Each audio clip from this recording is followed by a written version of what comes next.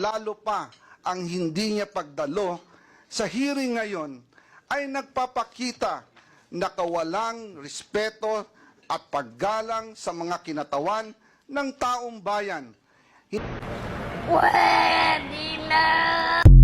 Habang nag-i-scroll ako guys sa social media ko, nakikita ko yung privilege speech ni Saldico. Talagang feel na feel niya.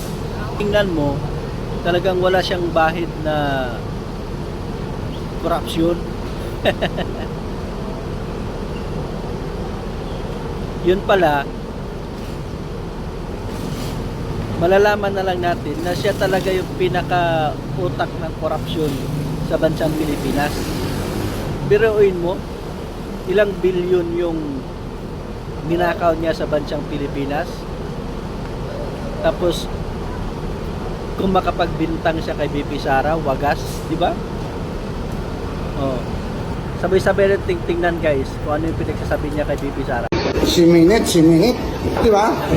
Ibig sabihin, ayaw niya talagang sumagot sa confidential fund dahil hindi niya kaya ipaliwanag. Kasi ninakaw niya yung pera.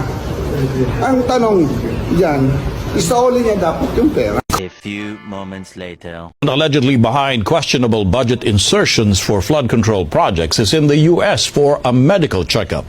Bota City Representative Toby Tiangco earlier accused Ko of inserting 13.8 billion pesos for flood control projects in the 2025 national budget.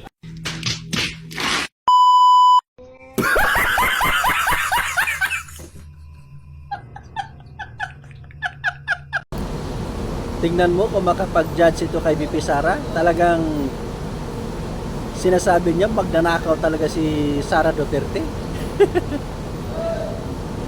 Samantalang siya naman yung may bahid na korupsyon, di ba? Oh, ilang bilyon yung ninakaw mo sa bansang Pilipinas, tapos ngayon tinakasan mo na yung Pilipinas. Oh, sino ngayon ang guilty? Si BP Sara o ikaw? Si BP Sara nandito lang sa Pilipinas. Kahit anong pukol nyo sa kanya pagdating sa korupsyon, hindi siya lumalayas.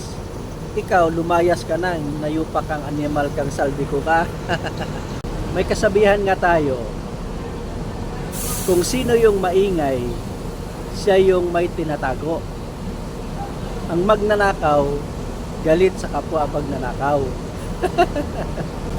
Ibig sabihin, kung sino yung taong maingay at madalas manisi, no, sa kapwa na magnanakaw, siya yung gumagawa, siya yung nagnanakaw. Kaya ngayon, Saldico, patunayan mo na hindi ka magnanakaw, nayupak ka.